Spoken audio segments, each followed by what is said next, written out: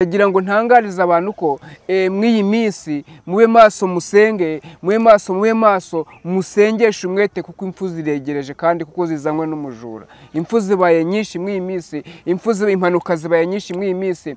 Si mu Rwanda honyine zibaye impanuka ku isi hose mw'iyi minsi. Mu Rwanda arabibye, umujura anyuze mu Burayi arabibye, umujura anyuze muri Amerika arabibye, umujura anyuze muri Canada arabibye. Kubera ko mutabaye maso.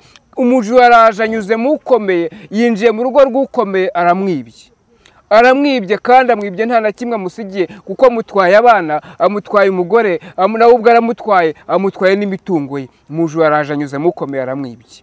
Wowe ukomeye, umujura arakwibye. Wewe bwira ko ufite abarinzi, umujura arakwibye. Ba maso wisinzira, wikwizera abarinzi ufite kuko abo umujura n'udasenga arakwiba.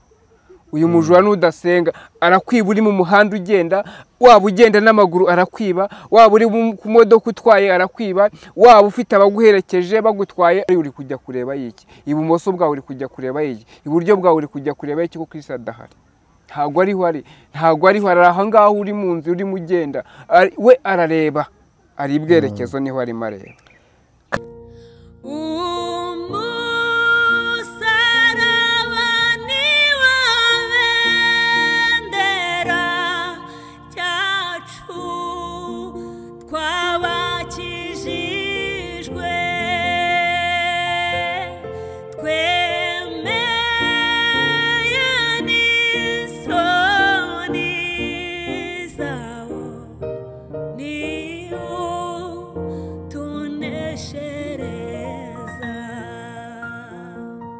Reka mbasuze kandi mbifurize amahoro y'Imana, mbifurize umugisha w'Imana.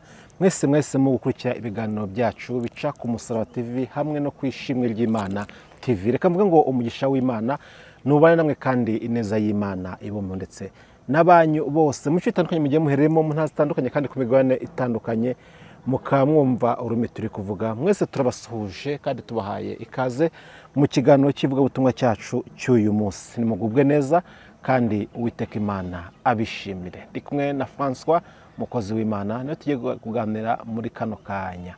François, turagusuje mu izina rya Yesu Kristo. Urakoze kudusuhuza, natwe turabashuhuje. Meze neza? Turashima Imana. Urakomeye nta kibazo? Ndaho meze neza. Nta kabeho uri kumva? Imbeho se, akabeho nyine imvura ihitutse imbeho iranaboneka. Ariko niyo umubiri ariko ntabwo ari iy'umwuka. Habaho n'imbeho y'umwuka se? Imbeho y'umwuka imerite imbeho y'umwuka, urashaka kumenya imbeho y'umwuka se? Ntabwo yanyize kabisa. Imbeho y'umwuka? Imbeho y'umwuka ibaho rwose. Imerite ugasanga umuntu yakonje mu buryo bw'umwuka. Ukamenya ute ko yakonje? Ugasanga umuntu yari umukozi w'Imana, ari ugasanga yabivuye mu buryo abaragiye, imbeho y'umwuka iba yaramugezeho. Reka. Yani bita imbeho y'umwuka? Imbeho y'umwuka. Yirindwa gute? Iyo umuntu afite imbeho yambara ikote. Iyi ngiyi rero kugira ngo iyo mbeho yirinde, uba ku gicaniro cy'Uwiteka. Ugahora ku gicaniro cy'Uwiteka. Iyo uri kuvuga ngo ugahora ku gicaniro cy'Uwiteka, aho ngaho butuzimije. Mbambajimije. Ugahora ku gicaniro cy'Uwiteka ni gute kiba hehe? Igicaniro cy'Uwiteka kiba mu rusengero rw'Imana. Kandi urusengero wari ufite warugenda, ariko abantu bajya bazimya igicaniro cy'Uwiteka muri bo. Bakakizimya neza. Umuntu yakaba yajya kuryama asenze, akagenda agatembagara, akavuga ngo araryamye kandi yatembagaye. Umuntu akaba yabyuka asenze, akabyuka agahirima, akagenda azi ngo arimo aragenda. Nyamara kandi ni uko yajimije igicaniro cy'Uwiteka. Umuntu akaba Imana yajyaga imugendera nijoro aryamye, hanyuma akagira akabibura. Ariko nuko yarajimije igicaniro cy'Uwiteka. Uko yajyaga aryama asenze, ubasigaye ajya kuryama adasenze. Yajyaga abyuka akabanza agasenga, ubasigaye afata inzira akagenda adasenze. Yajyaga asengera abantu, ubu yaranabiretse. Yaranabiretse nta kibikora. Ibyo akaba byerekana ko umuntu yagiye mu bukonje se cyangwa igicaniro cyazimye? Yatangiye kugera mu bukonje, igicaniro kiba cyazimye. Rero igicaniro kiba mu muntu niwe ugomba kugikangura nyirizina. Utagikanguye ngo ugicane ugikoranye cyazima. abaduteze amatwi bari buze kudufasha uko babyumva, bumve nimba bakigifite cyangwa nimba cyarazimye. ahubwo buri wese yisuzuma arebe ko akigifite, Yego. arebe ko kicyaka kitasinziriye. Reka tugusabe kandi udusuhurize n'aduteze amatwi, dukomeze n'ubutumwa bwiza bwa Yesu Kristo. Ndahera kuri Nepo turi kumwe. Nepo ndagushoboje. Ndakwikirije. Nyine niwe mpereye ujya kurisha ihera ku rugo. Umpereye kuri Nepo rero turi kumwe aha ngaha. Nshuhuje abantu bose badukurikiye bari mu mpande enye zitandukanye z'igihugu cyacu, bari mu majyepfo n'amajyaruguru, bari iburasirazuba n'iburengero bwaryo. Ubwo turagerekaho n'umujyi wa Gatanu n'umujyi wa Kigali hano iwacu aho turi aka kanya. Imana ibahe umugisha, turabahobeye. Hanyuma munyemerere twambuke tuvuge ngo umugabane wacu wa Afurika mwese, umuntu wese unyumva, umva ururimi mvuga, ndetse n'utanyumva utumva ururimi mvuga, akabasha kuba yamenye yaca amarenga akabona ibyo ndimo nkora, amenye ko ndimo musuhuza. Nawe unyumvise wumve ko nguhobeye mu izina rya Yesu. Mwese abumva Ikinyarwanda ndabahobeye, abumva Ikirundi namwe ndabagumbiriye mu izina rya Yesu. Reka twambuke dufate hakurya ku mugabane w'Uburayi. Imana ibahe umugisha, natwe turabashuhuje. Abantu mwese mubasha kudukurikira, abadukurikira muri Canada namwe turabashuhuje, n'abari muri Amerika turabashuhuje. Imana ibahe umugisha. Kandi ni ukuri Imana irabakunda, natwe turabakunda, ariko Imana niyo ibakunda kurusha twebwe. Reka tugushimire rero kandi tugusabire umugisha bwo kwitanga ukaza gutambutsa ubutumwa bwiza bwa Yesu Kristo. François, Imana iguhe umugisha. Yego, nawe iguhe umugisha. Tugiye kwinjira mu kiganiro cyacu cy'uyu munsi. Nshuti muvandimwe uduteze amatwi muri kano kanya, uyu ni François, nawe tugiye kuganira nawe muri kano kanya. Ni umukozi w'Imana kandi mukunda ivugabutumwa rye, ariko kandi mujye mushyigikira n'abakozi b'Imana, kuko kuza gutanga ubutumwa bwiza ntabwo ari ibintu biba byoroshye, biba bisaba n'izindi mbaraga. Mujye mubashyigikira mu izina rya Yesu kandi Imana izajya ibaha umugisha. François, rero reka dusabe abantu kugira ngo babane natwe muri kino kiganiro, dutangirane tujyane ku musozo, tuze gusangira twese ibyiza Imana duteguriye. Ni ukuri abantu badukurikiye mwese mujye mwihangana, mudukurikire kuva dutangiye kugeza dushoje, kubera ko hari igihe ugiciramo hagati kandi ibyawe byari inyuma. Yego. Byari inyuma biguheruka, ukaba wabanje kumva iby'abandi, ibyawe ukaba urabisize utabyumvise. Rero ibyiza wakurikira ugutangiye kugeza ushoje. Yego. Reka tugusabire noneho rero usenga Imana, numara gusenga Imana ukomeze tugezeho ubutumwa bw'Imana buguhaye bwose. Munyemerere dusenge mwese mudukurikiye. Imana yo mu ijuru nibaha umugisha. Tugiye gusenga, ariko ndagira ngo mbanze ngusabe wowe unteze amatwi, nyemerera uce bugufi imbere y'Imana. Nyemerera duce bugufi imbere y'Imana mu mutima wawe cyane, kuko ushobora guca bugufi ugapfukama kandi utabikuye ku mutima, ariko guca bugufi kwa mbere ni mu mutima wawe. Reka dusenge mu izina rya Yesu. Turagushimye Mana, uri mwiza kandi ubera hose icyarimwe, uri Imana ivuga bikaba kandi wategeka bigakomera.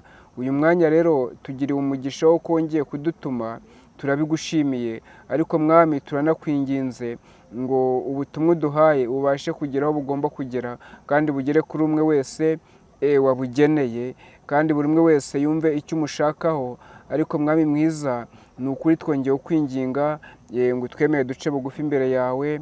Abanyarwanda baciye imbere bugufi imbere yawe, Abarundi baciye bugufi imbere yawe, abatuye isi bose baciye bugufi imbere yawe, ngo niwumve gusenga kwabo, niwumve gusenga kwabo. Oya Mwami mwiza, n'uwibwira ko akomeye ntabwo akomeye. Niyo mpamvu natwe tukwinginze ngo numugirire imbabazi kandi umwiteho, umurengere mu izina rya Yesu. Ariko turimo dusenga, Yesu yigishaga abantu, amarama kwigisha abantu ngo agakiza indwara ziri muri bo, ndetse akanabagaburira, maze yarangiza akabasezerera amahoro. Rero natwe aka kanya twebwe ibyo ntabwo tubashije kubikora, ariko turabisabiye ku bantu bose baciye bugufi imbere yawe, n'abantu bagiye kudukurikira, abantu wiremeye. Ni ukuri abarwayi nubakize mu izina ryawe, aho bari hirya no mu bitanda kwa muganga. Hari abarwayi bari mu bitanda kwa muganga, hari n'abari mu ngo zabo, hari n'abandi barwaye imyuka mibi bari kwiruka ku gasozi, abo nabo nubakize mu izina rya Yesu. Hari imyuka mibi y'abasazi, hari n'imyuka mibi ifata abandi bantu ku bundi buryo, kubera ko baye batongereye, nawe tuyacecekeshe mu izina rya Yesu. Ni ukuri nyaguhora ku ngoma. Hari n'abarwaye indwara z'amayobera, hari abarwaye izindi ndwara z'ibyorezo zidakira, abo bose nubageraho kuko ariko ubakize, kuko muganga ashobora kubona atamukiza, atamuha imiti ngo akire, ariko ijambo ryawe rirakiza. Ijambo rivuye mu kanwa k'Imana ryose rirakiza. Niyo mpamvu tukwinginze ngo ubakozeho ikiganza cyawe, hanyuma ubabwire ngo nibahaguruke bikorere uburiri bwabo, hanyuma nabo babwikorere bagende bashima izina ryawe.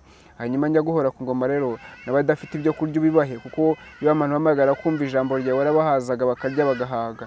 Mwami mwiza rero ubahe ibyo kurya, abadafite ibyo kwambara nabo nuko nguko ubahe ibyo kwambara mu izina rya Yesu. Abadafite aho kuba nabo ubahe kurambika umusaya mu rubavu rwawe, kuko niwe bwihisho, niwe turyamamo, niwe bwugamo bwacu. Ni ukuri buri wese umurengere kandi umwiteho mu izina rya Yesu. Buri wese umurengere mu mwanya arimo, ari mu nzego za leta bwite, ari iz'abikorera ku giti cyabo, ari n'abadafite inzego bahagazemo. Urebe mu bahinzi, urebe no mu borozi, bose ubiteho mu izina rya Yesu. Ugere mu banyeshuri no mu barimu, ubiteho mu izina rya Yesu. Ugere mu bacungagereza no mu banyururu babo, ubiteho mu izina rya Yesu. Hanyuma ugire ibyo ukora kandi buri wese umurengere mu izina ry'Umwami wacu Yesu Kristo. Urakoze uko byumvise. Hanyuma ugere mu bashoferi no mu modoka batwaye, ntibaba aribo batwara ahubwo ari wowe utwara. Mu izina rya Yesu ubarengere kandi ubiteho, kuko uri we murengezi wacu, umutabazi wacu. Urakoze uko byumvise, tubisabye mu izina rya Yesu, amen. Murakoze kutwemerera kuza kuri izi kamera zanyu. Imana ibaho umugisha namwe, kandi ni ukuri ijye ihaza kwifuza kwanyu. Hanyuma ndashaka ko twinjira mu kiganiro nyirizina, dusoma ijambo ry'Imana. Urafata Bibiliya yawe, udusomere ubutumwa bwiza bwa Yesu Kristo uko bwanditswe na Luka igice cya 12, niho ugiye kudusomera uhereye ku murongo wa 35. Luka 12 duhere ku murongo wa 35 tugeze 48. Luka ibice 12 umurongo wa 35 haranditse ngo tube maso dutegereje kugaruka k'Umwami Yesu. Aleluya. Uretse gatoya, ijambo riratubwiye ngo tube maso kandi dutegereje kugaruka k'Umwami wacu Yesu Kristo. Muri mukenyeye uretse gatoya, niko ijambo ritubwiye. Ndagira ngo mbanze nkubaze wowe, uri maso cyangwa urasinziriye? Ese niba uri maso utegereje kugaruka kwa Yesu Kristo? Niwe mbaza wowe dukurikiye. Ndagira ngo nkubaze icyo kibazo, uri maso? Ese niba uri maso utegereje kugaruka kwa Yesu Kristo? Uyu munsi nzanye ijambo rivuga ngo Yesu ntabwo ari aho tuvuye, ahubwo Yesu ari aho turi ubu ngubu, naho turimo tujya. Kuko Yesu ari imbere, ari hamwe natwe kandi arareba imbere. Hanyuma ntabwo ari iburyo, nta nubwo ari ibumoso, ahubwo Yesu ari aho duhagaze ubu ngubu, naho turimo twerekera. Ntabwo ari iburyo, ntabwo ari ibumoso, nta nubwo ari n'inyuma, aho hose Yesu ntawe uhari. Yego, muhore mukenyeye kandi amatabaza yanyu yake. Ngo ni muhore mukenyeye kandi amatabaza yanyu yake. Ese itabaza ryawe riraka cyangwa ryarazimye? Nahoze dutangiye mvuga ngo abantu bafite imbeho yo mu mwuka, nuko amatabaza yabo yagize gute? Yazimye. Abantu ibicaniro byabo barabijimije, amatabaza yabo barayafashe, abandi bayibikaho ibintu bituma atabona. Ibyo bintu ni mu bitwikurure, hanyuma amatabaza yanyu yake. Muri amatabaza amurikira, itabaza riberaho kumurika, ntabwo riberaho kugira ngo ribe mu mwijima. Itabaza aho rigeze umwijima urahunga. None mwebwe mwafashe amatabaza yanyu murayubikiriye. Kuki muyubikiriye? Ni muyatwikurure, hanyuma mubone n'abandi babone. Ariko kandi niba nawe uritabaza, ngaho murikira abo muri kumwe. Yego, mumere nk'abantu bategereza shebuja. Hanyuma ngo nimumara kumera mutyo, ngo mumere nk'abantu bategereje shebuja. Hagarukira ava mu bukwe. Hanyuma hagarukira ava mu bukwe rero. Hanyuma uyu shebuja, uyu databuja, ijambo ritubwira ni Kristo. Kandi Kristo niwe dutegereje. Kandi Kristo nubwo tumutegereje, yagiye kudutegurira, aje gutwara umugeni. Ese naza gutwara umugeni azasanga umugeni yiteguye? Ese umugeni ko ari njyewe, akaba ari wowe, akaba ari nawe wese unkurikiye, mukaba muri abageni, ese Kristo koko naza azasanga muri maso? Komeza. kugira ngo ubwo azaza nakomanga bamukingurire vuba. hanyuma ngo abo ngabo ngo bahora bari maso kugira ngo Kristo naza ngo azasange bari maso. hahirwa abagaragu shebuja azasanga bari maso. hanyuma hahirwa abagaragu bose shebuja azasanga bari maso. natwe rero nuko tumeze, twe nubwo tutakira abagaragu ahubwo turi inshuti, twaje no kuba inshuti tukitwa abana b'Imana, ariko tugomba guhora tugize gute? Turi maso. Tugomba guhora tugize gute? Turi maso tudasinziriye, kandi niba turi maso dutegetswe kwera imbuto uko igihe kigeze. ndababwira yuko yo azakenyera akabicaza akabahereza. hanyuma ngo abagaragu bose shebuza cyangwa se Kristo azaza agasanga bari maso, abo ngabo Kristo naza agasanga François ndi maso, Kristo naza agasanga Nepali maso, Kristo naza agasanga nawe udukurikiye uri maso, ndakubwiza ukuri ngo azahera ko ngo akenyere hanyuma nawe agira gute? Aguhereze. ariko hari abantu Yesu yaje asanga batari maso, ari bo ngira ngo mbabwire mbere yuko tuza gukomeza, turaza gukomeza. haraba igihe kimwe ngo abigisha b'Emawusi bamaze kumva ko Yesu yapfuye ngo bafata inzira basubira mu rusisiro rwabo, ngo bari mu nzira. aba bantu ntago bari bakiri maso, abantu ntago bari bakiri mu mwanya neza, ngo Yesu barimo bagenda ngo agira gute? ngo araza ngo abari hagati yabo. iri jambo twagombye kurisoma ariko ntago turi burisome, ariko reka bivuga uko nguko, ngo Yesu araza, ariko kubera ko bari basinziye ntibamenya ko yaje, ngo agendana nabo, hanyuma ngo atangira kubabaza ngo ibyo nibiki muri muvugana? ese nawe Yesu yaje agasanga udahari ntumubaza ngo ibyo, akakubaza ngo ibyo nibikiri muvuga, uramumenya cyangwa nawe utegereje ikimenyetso? ngo Yesu ngo baramubwira ngo niwe wenyine ngo utuye aha ngaha ngo utarigeze umenya ngo ibiherutse kuba. ariko se koko Yesu ntago yari abizi ko kandi ari we byabayeho? nawe urimo urabaza ngo niwe wenyine ngo niwe wenyine utaramenya ibyabaye byose Yesu arabizi, nta na kimwe cyabaye atakize, nta na kimwe cyabaye atabigizemo uruhare. ibintu byose byari mu mugambi we, kandi byose byabaye kugira ngo asohoze gukiranikwa kwe. nawe rero Yesu uyu munsi ntabwo ibyawe abiyobewe. Yesu ntabwo yobeye ko urwaye, ahubwo mwiringire. Yesu ntabwo yobeye ko waburaye, ahubwo mwiringire. Yesu ntabwo yobeye ko wabuze aho werekera. Yesu ntabwo yobeye ko ibitero byaguhagurukiye. Yesu ntabwo yobeye ko imbaraga mbi zahagurutse. Yesu ntabwo ayobewe ko udafite na kimwe. byose arabizi ko nta kumeze, arabizi. niba uri perezida umenye ko Yesu azi ko igihugu cyawe cyabuze amahoro. niba mwiringire ahubwo ureke kwiringira abandi bantu batari abantu. ngo nuko ngo barimo bagenda ngo bagera mu rusisiro rwabo ngo Yesu asa n'iyikomereza. hanyuma baramubwira, bumvise ukuntu bari baryohewe, bumvise ukuntu bari bameze neza, baravuga ngo wahise tukagucumbikira ngo hanyuma ukagumana natwe kuko buragorobye. nawe buragorobye, ariko uyu munsi ntabwo uri kubwira Yesu ngo naze abane nawe. nawe buragorobye, we ushobora kuba uri ku mugoroba w'akabwibwi cyangwa se winjiye mu gicuku nyirizina, ariko buragorobye. buragorobye ntabwo uragira mu nkoko. ariko so ugeze mu nkoko bimeze bite? wowe ugeze mu museke se bimeze gute? urabizi neza ko uhageze, ariko bwira Yesu agumane nawe. ngo abigishwa baramubwira ngo gumana natwe kuko buragorobye. hanyuma ngo arabemerera, akimara kubemerera gumana nabo. amaze kugumana nabo ngo amanyura umugati. Aleluya. amanya umugati nibwo bamumenye. nawe ukeneye kumenya Yesu ariko koze ibimenyetso se? ariko ikimenyetso cya mbere nikitakwemeza, icya kabiri kirakwemeza, icya kabiri kirakwemeza, icya gatatu kiragute kirakwemeza. ariko ikimenyetso z'ibyo dukeneye, kuko ikimenyetso cyagukomeretsa, ikimenyetso cyaguca akaguru kugira ngo umenye ko ari Kristo, ikimenyetso cyagutwara akaboko kugira ngo umenye ko ari Kristo, ikimenyetso cyakujyana kwicara mu bitaro. niyo mpamvu nkubwiye ngo ntukifuze ibimenyetso, komeza ahubwo ube maso, uhora ukenyeye, hanyuma umwami aza guhereza. ngaho ba maso, komeza.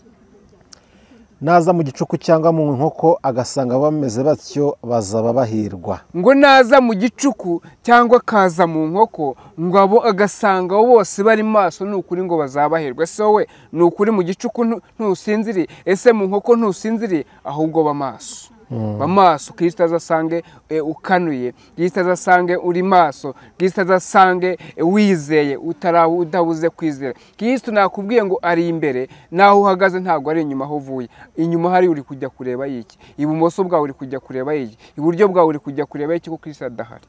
Ntago ariho ari aha ngaho uri mu nzu urimo ugenda, we arareba. ari ibwerekezo niho arimo areba. kandi mumenye ibi yuko nyir'inzu iyo aba yamenyaga igihe umujura azazira yabaye maso ntiyakunze ko inzu icukurwa. Ngo kandi mumenye neza ko ngo iyo aba nyir'urugo yamenyaga igihe umujura azazira ngo yakabaye maso ngo ntabwo yaretse umujura acukura inzu ye.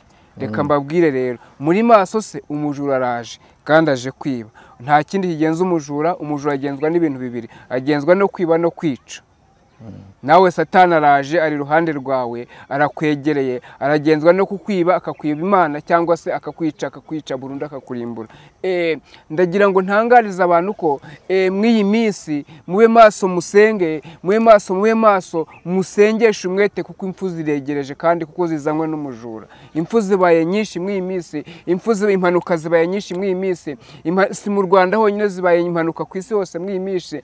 Oya, impfu zibaye nyinshi mu mpanuka z'imodoka, mu mapikipiki, oya mu bagenda ku magare, oya mu barwayi. Impfu zibaye nyinshi kubera ko umujura yaje kandi araje. Abantu ntabwo bari kumenya yuko umujura yaje, ahubwo bari kwibaza ngo habaye iki. Umujura arakwiba, akwiba uri mu muhanda agahita ukabura apfuye urarangiye. Umujura akwiba ufashwe saa 12 mu minota 30 ukabura apfuye. Ariko se si umujura ukwibye, arakwibye nyine. Umujura arakwibye ubyutse mu gitondo, ugiye mu kazi, umujura arakwibye sa kuvana mu uyu mubiri. Nuko umujura akora, ariko mube maso musenge, musengeshe umwete, hanyuma ave mu nzira. Nta kindi kirukana umujura, ni ukuba maso. Namwe mureke gusinzira kuko nimusinzira umujura arabiba. Rero ikirinda umujura kugira ngo atakwibe ni ukuba maso. Ese muri maso batuye isi? Ese muri maso abantu mu nyumva? Ese muri maso?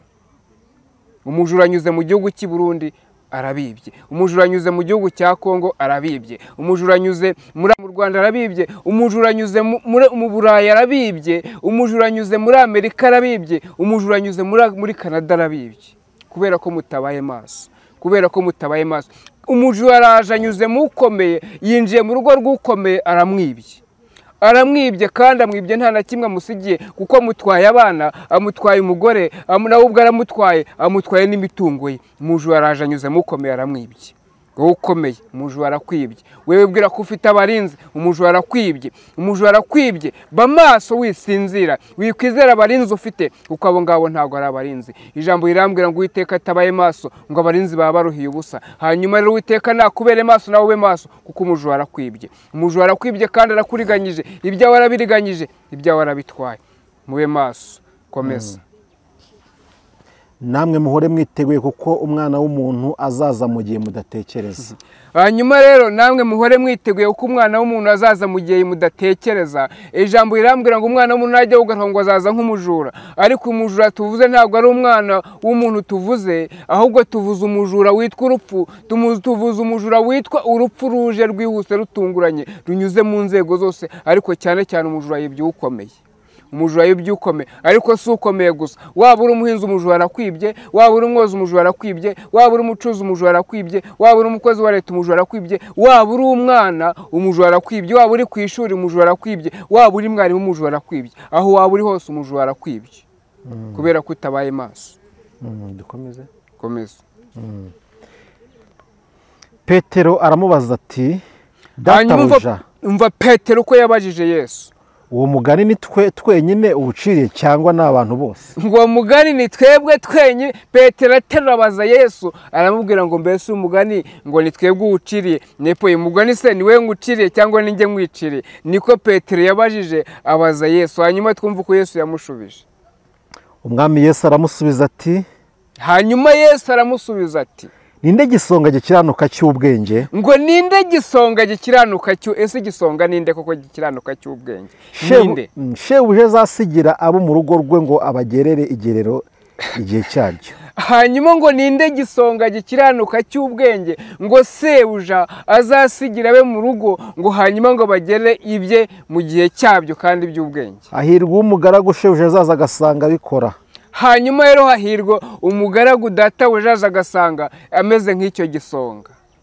Ndababwira ukuri yuko azamwegurira ibyo afite byose. Hanyuma rero ndababwira ngo ni ukuri ngo ubwo shebuja azaza agasanga ibyo byose arimo arabikora ngo hanyuma ngo azahita amwegurira ibye byose. ariko abantu si uko bameze. Shebuja yabasigiye imitungo ye ngo yihaba mu rugo, hanyuma barayibanyaze, barayibibye, bayibye mu buryo butandukanye. Abandi bayibiye mu mifuka yabo, abandi bayibye babarenganya, abandi barayirengeje, abandi barayitwaye. Ariko umujura Yesu, umujura nuba maso ntabwo ari bukwibe. Nuba maso shobuja asanga nawe uri maso, ariko mwirinde kuko umujura araje. Umujura araje, ariko se ninde gisonga gikiranuka? Ibisonga ashobora kuba ndi igisonga na nepa ari igisonga, ushobora kuri perezida uri igisonga, ushobora kuri minisitiri ariko uri igisonga, ushobora kuba uri mwarimu ariko uri igisonga. Icyo usabwa ni ikintu kuba igisonga yagira gute gikiranuka. Ushobora kuba umunyeshuri ariko uri igisonga. Mu mwanya urimo wose ese uri igisonga gikiranuka koko? Ndabwira abantu mwese, ndabwira abantu mufite abandi muyobora, kuko mubayoboye mu byo gukiranuka. Ese niba uri bishop uri igisonga gikiranuka? Ese niba uri umuyobozi w'akarere uri igisonga gikiranuka? Ese niba uri gitifu w'akagari cyangwa w'umurenge uri igisonga gikiranuka? Kuko bose wabereye igisonga, kuko warabaragijwe ngo ubagerere ibibakwiriye. Ariko uyu munsi wa none se uri igisonga cyangwa urimo urabatwara ibyabo, cyangwa urimo urabanyaga ibyabo? Ese uri igisonga gikiranuka? Uri igisonga gikiranuka? Mugabo mugore uri igisonga gikiranuka? Mwana ibaho umugisha. Wese muri ibisonga bikiranuka koko cyangwa ntago muri ibisonga? Uyu munsi isuzume, hanyuma umenye neza kuri igisonga gikiranuka. Nusanga uri igisonga gikiranuka, uvuge ngo umwami Imana ubwaje ngo arakenyera mpereza. Ariko nusanga utari igisonga gikiranuka, uyu munsi wakwisubiraho, uyu munsi wagarukiraho, uyu munsi wasaba kuba maso, uyu munsi wasaba umwuka w'Imana ugarukamo. Niba itabaza ryawe ryarazimye, ongera uricane. Niba igicaniro cyawe cyarasinziriye, ongera ugikangure.